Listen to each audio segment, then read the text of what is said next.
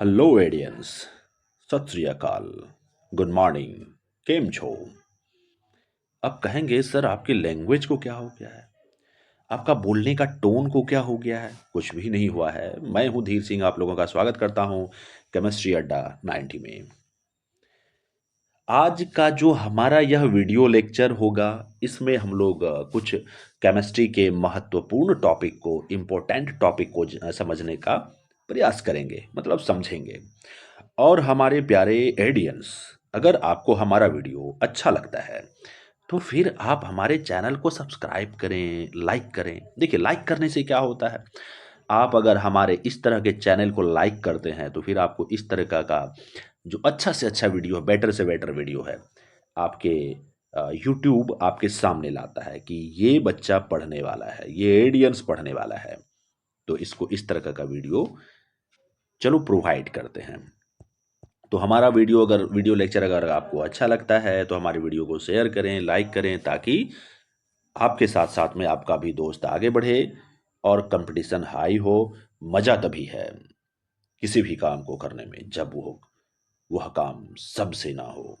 और इसका सबसे बेहतर तरीका है क्या, कंपटीशन को हाई कर देना। तो चलिए स्टार्ट करते हैं। आज सबसे पहले जो हम लोग समझने का प्रयास करेंगे, एटॉमिक मास को। क्या, एटॉमिक मास को समझने का प्रयास करेंगे। तो देखिए हमारे प्यारे बच्चों, हमारे प्यारे एडियंस, एटॉमिक मास की अगर हम बात करें,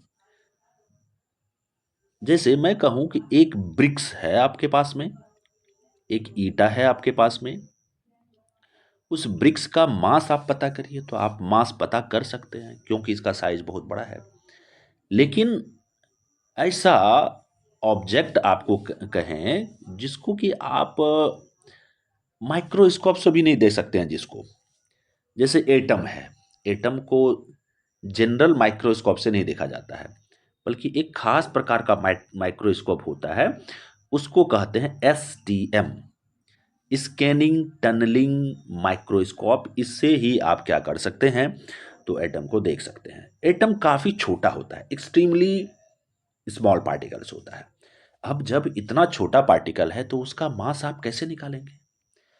तो साइंटिस्ट ने इसका तोड़ निकाला कि चलो, उन्होंने एक C12 को स्टैंडर्ड मान लिया। देखिए ये C12 क्या है, कार्बन का आइसोटोप है। जब हम लोग आइसोटोप का टॉपिक्स कभी पढ़ेंगे तो फिर वहाँ पर हम लोग इस आइसोटॉप्स के बारे में बहुत अच्छे तरीके से समझने का प्रयास करेंगे। सिर्फ यहाँ पर यह जानना है आपको कि कार्बन का एक आइसोटोप्स होता है जिसको कि C12 कहते हैं। अब कार्ब C12 एटम का, C12 टाइप का एक एटम लिया, क्या लिया, C12 का एक एटम लिया। उस एटम से रिलेट किया गया, जिस भी एलिमेंट के एटम का मास को निकालना है। जैसे मान के चलिए आपके पास में कैल्शियम है, तो कैल्शियम का जो एटम है, कैल्शियम का जो एटम है, इसके मास को इसके मास से रिलेट किया गया। तो इस तरीके से निकला हमारा क्या, एटॉमिक मास। वास्तव में एटॉमिक मास क्या है, एटॉमिक मास रिलेटिव मास है। तो अब आप कहेंगे सर इसको डिफाइन कैसे किया जाए, ये जो एटॉमिक मास है इसको डिफाइन कैसे किया जाए। तो चलिए देखिए इसको डिफाइन कैसे करेंगे। क्या, atomic mass of an element लिखेंगे, क्या, atomic atomic mass of an element is the, क्या, इज द रिलेटिव मास, क्या, इज द रिलेटिव मास। ये क्या है, तो रिलेटिव मास है ऑफ इट्स एटम, क्या, of its atom as compared with, क्या, तो एज कंपेयर्ड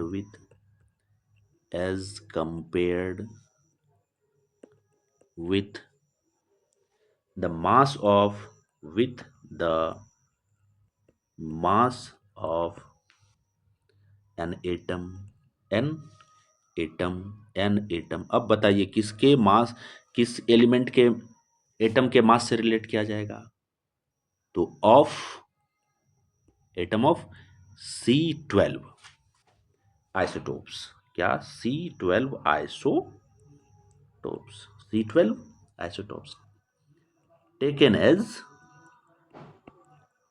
एज 12 यूनिट। मतलब C12 का जो मास होगा, C12 एटम का जो मास होगा वह क्या होगा, तो वह होगा 12 यूनिट का। क्या हो, कितना होगा, 12 यूनिट का होगा। सिंपली आप ऐसा समझे कि जो एटॉमिक मास है यह रिलेटिव मास है, तो रिलेटिव मास है, किसी से रिलेट किया गया होगा, बिल्कुल रिलेट किया गया होगा। तो किस से रिलेट किया, तो कार्बन का आइसोटोप है एक C12, इसी से C12 एटम, इसी से रिलेट किया गया है। तो ये था हमारा एटॉमिक मास का कॉन्सेप्ट, मतलब एटॉमिक मास कहते किसको हैं। अब हम लोग चलते हैं, कुछ एलिमेंट है उसके एटम का एटॉमिक मास देखते हैं, क्या है एटॉमिक मास। तो जैसे कुछ इंपॉर्टेंट, जैसे हाइड्रोजन है, हाइड्रोजन है। आप इस वीडियो लेक्चर को अगर आप बार बार देखते हैं, एक दो बार देखते हैं, तो फिर आपको ये सारी चीज़ें दिमाग में फिट हो जाएगी, मतलब याद हो जाएगी। हाइड्रोजन का एटॉमिक मास कितना होता है, तो वो ये होता है 1। देखिए पहले इसका यूनिट जो है, जैसे हम लोग बोलते हैं वेट का जो वेट का जो यूनिट होता है वह केजी होता है। उसी प्रकार से यहाँ पर हाइड्रोजन का जो एटॉमिक मास है, पहले इसको AMU लिखा जाता था। क्या लिखा जाता था, AMU means atomic mass unit. लेकिन अब इसको, इसके जगह पर सिंपली यू लिखा जाता है, मतलब यू को बोलते हैं यूनिफाइड, यूनिफाइड मास लिखते हैं। क्या लिखते हैं, तो यूनिफाइड मास लिखते हैं। हाइड्रोजन का एटॉमिक मास कितना निकल करके आया, तो हाइड्रोजन का एटॉमिक मास होता है 1U। हाइड्रोजन का एटॉमिक मास क्या, तो 1U। अब हीलियम का कितना होगा, तो हीलियम का होता है 4U। हीलियम का क्या होता है, 4U। लिथियम का कितना होता है, तो लिथियम का होता है 7U। अब वहीं पर अगर हम कार्बन का बात करें, किसका, तो कार्बन का बात करें, तो कार्बन का होता है 12U। क्या होता है, तो 12U होता है। वहीं पर नाइट्रोजन की बात करें, तो नाइट्रोजन होता है 14U। वहीं पर अगर हम लोग ऑक्सीजन का बात करें, तो ऑक्सीजन का होता है कितना, तो 16U होता है। देखिए ये सारी चीज़ें आपको याद रखनी पड़ेगी। वहीं पर फ्लोरीन का क्या होता है, तो 19U होता है। वहीं पर अगर हम लोग नियॉन का देखें, तो नियॉन का होता है 20U। सोडियम का देखें, सोडियम का किसका, सोडियम का तो ये होता है 23U। सोडियम के बाद क्या होता है हमारा, तो मैग्नीशियम होता है। मैग्नीशियम का कितना होता है, तो 24U होता है। वहीं पर अगर हम लोग एल्यूमिनियम का देखें, तो एल्यूमिनियम का होता है 27U। अब जैसे देखिए आप कहेंगे सर यहाँ पर जैसे एल्यूमिनियम है, एल्यूमिनियम का जो एटॉमिक मास है, एल्यूमिनियम का atomic mass, atomic number, aluminium का एटॉमिक नंबर 13 होता है। अब देखिए ये दो गुना, अगर 13 में 2 मल्टीप्लाई कर दिया जाए तो 26 है। इसमें एक, मतलब एक तरह से अगर आप देखेंगे, दो गुना से कभी कभी क्या होगा, 2 टाइम्स से कभी ज़्यादा होगा, थोड़ा सा कभी उससे कम होगा। जैसे क्लोरीन का ले लीजिए, क्लोरीन का जो एटॉमिक नंबर कितना होता है, तो 17 होता है। अब 17 में आप क्या कर दीजिए, 2 से मल्टीप्लाई कर दीजिए, फिर +1 कर दीजिए, तो ये हमारा निकल कर आता है 35। अब इसमें 0.5 लगा दीजिए, तो यही होता है क्लोरीन का एटॉमिक मास। इस तरह से आपके बुक्स में जो एटॉमिक मास दिया हुआ होगा उसको आप जरूर याद कर लेंगे। एक दो बार लिखेंगे तो समझ में आपको आ जाएगी कि हाँ क्या हो रहा है। अब यहीं पर हम लोग जो है अभी तो देखे एटॉमिक मास को, अब हमारे प्यारे बच्चों हम लोग देखेंगे ग्राम एटॉमिक मास को। क्या, gram atomic, gram atomic mass. अब ये ग्राम एटॉमिक मास क्या होता है हमारे प्यारे बच्चों, मतलब एटॉमिक मास को जब ग्राम में एक्सप्रेस्ड कर दिया जाए, मतलब एटॉमिक मास एक्सप्रेस्ड इन ग्राम, इसमें एटॉमिक मास को जब हम लोग ग्राम में एक्सप्रेस कर देंगे, जैसे हम कहते हैं कैल्शियम जो है हमारा, कैल्शियम, कैल्शियम का एटॉमिक मास कितना होता है, तो आप कहते हैं सर ये होता है 40 U। कितना होता है? तो इसका जो एटॉमिक मास होता है वो क्या होता है? 40U होता है। तो ये तो हो गया एटॉमिक मास ना। अब इस 40U के जगह पर अगर हम ग्राम बैठा दें तो यह हो गया हमारा ग्राम एटॉमिक मास। अब वहीं पर अगर हम कहें हाइड्रोजन है, हाइड्रोजन का एटॉमिक मास कितना होता है? तो 1U होता है। अब U को आप रिमूव करिए और यहां पर ग्राम बैठा दीजिए तो यह हो गया ग्राम एटॉमिक मास। वाह, आप कहेंगे वाह सर ये तो बहुत हल्का है। अब मैं आपको एक टास्क देता हूं और फिर मैं कहूंगा आपसे, जब ये होगा नहीं तो मैं कहूंगा बस हवा आपकी निकल गई तो फिर आप बन जाएंगे क्या? बाजीराव। और आप कहेंगे नहीं सर मेरा बाण कभी चूकता नहीं है। चलिए, थोड़ी सी बीच बीच में अब यहां पर हम लोग जो देखने वाले हैं वह है एवरेज एटॉमिक मास। अब ये एवरेज एटॉमिक मास क्या है? एवरेज एटॉमिक मास, देखिए एवरेज एटॉमिक मास क्या होता है?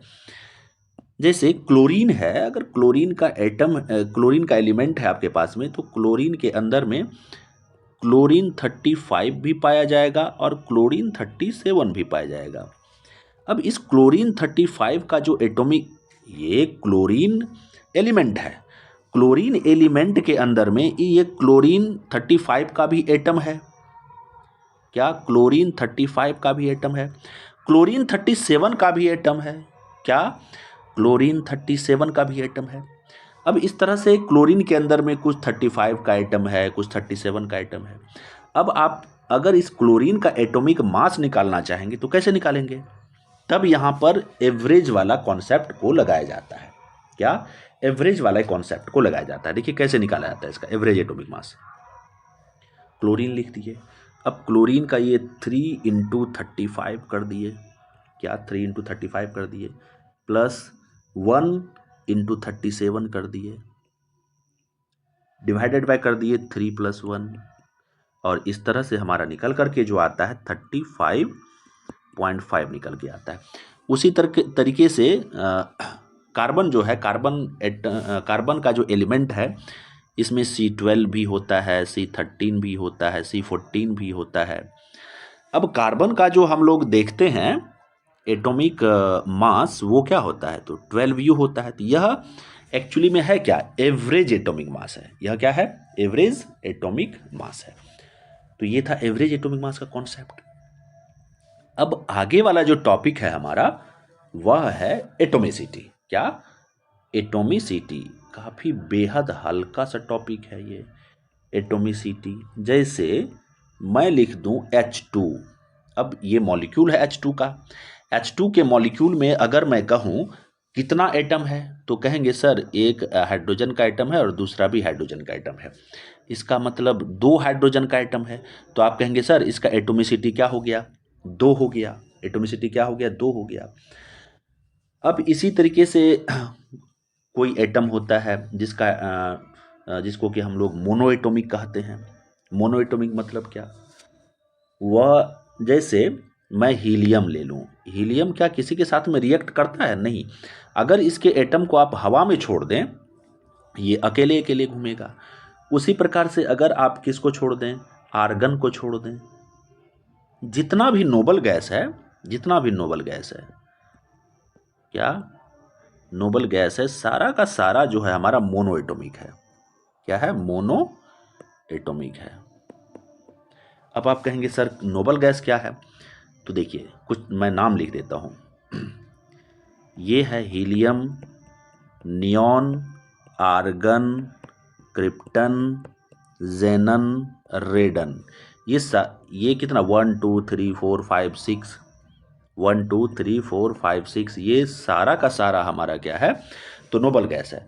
अब नोबल गैस का जो एटम होता है वह उसके एटम को अगर आप हवा में छोड़ देंगे ये किसी के साथ में रिएक्ट नहीं करता है। इसमें भी स्पेशल केस होता है। ये सारी चीज़ें आप ग्रेजुएशन लेवल पर पढ़ते हैं लेकिन यहाँ से आपको क्वेश्चन नहीं आता है। इसलिए सिंपली में आपको यह जान लेना है कि नोबल गैस के एटम को अगर आप हवा में छोड़ दें तो किसी से रिएक्ट करेगा क्या? बिल्कुल भी नहीं करेगा। कभी नहीं करेगा। अब क्यों नहीं करेगा, इसके पीछे का रीजन अभी नहीं जानेंगे। जब हम लोग पीरियोडिक टेबल पढ़ने लगेंगे तब उस समय में जानेंगे। अब नोबल गैस को इनर्ट गैस भी कहते हैं। इनर्ट गैस आप जानते ही हैं, जो कि किसी के साथ में रिएक्शन नहीं करे।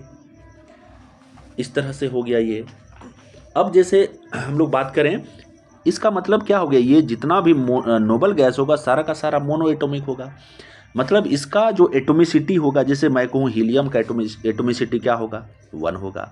नियॉन का 1 होगा, आर्गन का 1 होगा, क्रिप्टन, जेनन, रेडियन सभी का 1 होगा। अब आगे हम लोग बात करते हैं इसी में, जैसे डायटोमिक। अभी एटोमिसिटी वाला ही टॉपिक हमारा चल रहा है। डायटोमिक की बात करें, एक तो मोनो एटोमिक था, अब देखते हैं यहाँ पर डायटोमिक का अगर बात करें। जैसे तभी लिखा था मैंने H2, ये देखिए इसमें टोटल कितना एटम है, तो 2 एटम है, तो 2 एटम हो गया। तो डाई का मतलब होता है यहाँ पर 2। एटॉमिक मतलब समझ लीजिए आप, एटम है ना, तो कितना एटम है, तो 2 एटम है। इसका मतलब यह हो गया डायटोमिक। यहाँ पर लिखता हूँ मैं ऑक्सीजन, ये क्या है, तो डायटोमिक है। क्या ये F2 फ्लोरीन, ये भी डायटोमिक है। क्लोरीन, ये भी डायटोमिक है। और कौन हो सकता है, नाइट्रोजन, ये भी डायटोमिक है। अब अगर मैं ट्राई एटोमिक की बात करूं, क्या चीज की, तो ट्राई एटोमिक। ट्राई एटोमिक किसकी बात करूं, ट्राई एटोमिक की। तो कौन हो सकता है ट्राई एटोमिक, आप थोड़ा जोर डालें दिमाग पर। तो एक ओजोन गैस होता है जिसको हम लोग O3 लिखते हैं, बस यही है जो कि ट्राई एटोमिक होता है। अब आपको अगर मैं कहूं कि टेट्रा एटोमिक, टेट्रा एटोमिक की बात करें, तो टेट्रा मतलब होता है 4, एटोमिक मतलब हो गया एटम, तो इसका एग्जाम्पल होता है ये P4 मतलब फॉस्फोरस। ये हो गया टेट्रा एटोमिक। अगर मैं कहूँ पॉली एटोमिक, अगर मैं कहूँ क्या बच्चे, पॉली एटोमिक, पॉली एटॉमिक की अगर बात करूं, तो पॉली एटॉमिक में आ जाता है सल्फर, जिसको कि हम लोग S8 लिखते हैं। वहीं पर फ्लोरीन्स आ जाता है, जैसे C60 लिखते हैं इसको, फ्लोरीन। इसके बारे में आप क्लास 10th में पढ़े होंगे, या नहीं तो आगे आपको आइसोटॉप्स वाला जो टॉपिक पढ़ेंगे उसमें ये चीज़ें आपको जानने के लिए मिलेगी। अब देखिए, एक है मॉलिक्यूलर मास।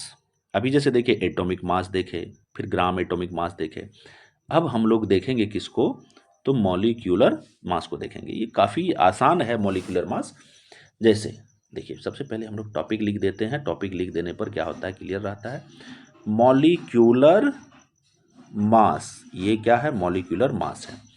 अब जैसे देखिए मॉलिक्यूल का मतलब क्या, जैसे H, जैसे यहाँ पर ये है हमारा H2O, ये मॉलिक्यूल है। मैं इसका कहता हूँ कि आपको निकालना है मॉलिक्यूलर मास, निकालना है। क्या निकालना है, मॉलिक्यूलर मास निकालना है। तो कैसे निकालेंगे आप मॉलिक्यूलर मास, बस सिंपल सा बात है। हाइड्रोजन का आप कहें, आप बताइए यहाँ पर हाइड्रोजन का कितना आइटम है, तो आप कहेंगे हाइड्रोजन का 2 आइटम है, तो इसको 2 इंटू H लिख दिए, फिर प्लस कर दिए। ऑक्सीजन का कितना आइटम है, 1 है, तो 1 इंटू O लिख दिए। अब देखिए 2 इंटू 1, इसका हाइड्रोजन का एटॉमिक मास कितना होता है, तो आप कहेंगे सर 1U होता है। प्लस अगर मैं कहूँ ऑक्सीजन का एटॉमिक मास कितना है होता है, तो आप कहेंगे 16U। अब देखिए 2 इंटू 1 क्या हो जाएगा, 2U, और यहाँ पर क्या हो गया 16U। इस तरीके से मिलके हमारा हो गया 18U। अगर आपको एटॉमिक मास पता है तो फिर आप मॉलिक्यूलर मास बहुत आसानी से पता कर लेंगे। अब एक छोटा सा टॉपिक है जिसको कि हम लोग कहते हैं क्या, उसको कहते हैं फॉर्मूला मास। छोटा सा टॉपिक है, एकदम छोटा सा, पिद्दू सा, इसको कहते हैं हम लोग फॉर्मूला मास। अब फॉर्मूला मास कब निकाला जाएगा, जैसे देखिए कोई जैसे NaCl है हमारा, NaCl है, तो यह आयोनिक कंपाउंड है, मतलब यह आयंस से मिल करके बना हुआ है। जैसे कैल्शियम ऑक्साइड लिया जाए, तो यह भी आयन से मिल करके बना हुआ है। इस तरीके से यह भी आयन से मिल करके बना हुआ है। इस तरह से आयोनिक कंपाउंड बहुत सारा होता है। तो आयोनिक कंपाउंड का मॉलिक्यूलर मास नहीं निकाला जाता है, बल्कि इसका फॉर्मूला मास निकाला जाता है। क्या निकाला जाता है, फॉर्मूला मास। निकालने का तरीका सेम है। जैसे कैल्शियम ऑक्साइड का अगर आपको निकालना है तो कैल्शियम ऑक्साइड का क्या हो जाएगा, CaO है। तो कैल्शियम का कितना एटम है, तो कैल्शियम का एक एटम है, तो 1 इंटू Ca कर देना है, प्लस कर दिए। ऑक्सीजन का कितना एटम है, 1 इंटू O कर दिए। अब 1 मल्टीप्लाइड बाय कैल्शियम का कितना होता है, तो 40U होता है एटॉमिक मास। और ये क्या होता है, 1 इंटू 16U होता है। अब ये हो गया हमारा 40U प्लस 16U, और ये हमारा आ जाता है कितना, 56U आ जाता है। तो यह हो गया, इसको हम लोग कहेंगे कैल्शियम ऑक्साइड का मॉलिक्यूलर मास नहीं कहेंगे, इसको क्या कहेंगे, तो कैल्शियम ऑक्साइड का फॉर्मूला मास कहेंगे। इसी तरीके से आप NaCl का भी निकालें। अब यहीं पर आता है ग्राम मॉलिक्यूलर मास, ये भी पिद्दू सा टॉपिक है, ये भी पिद्दू सा एकदम छोटा सा छोटू सा टॉपिक है। ग्राम मॉलिक्यूलर मास, क्या ग्राम, ये सारी चीजें आपको ग्राम एटॉमिक मास। अब ये ग्राम एटॉमिक मास का मतलब gram molecular mass, atomic mass नहीं, ये तो पढ़ चुके हैं। ग्राम मॉलिक्यूलर मास मतलब मॉलिक्यूलर मास जो होता है, जैसे H2O का मॉलिक्यूलर मास कितना हुआ था हमारा, 18U हुआ था।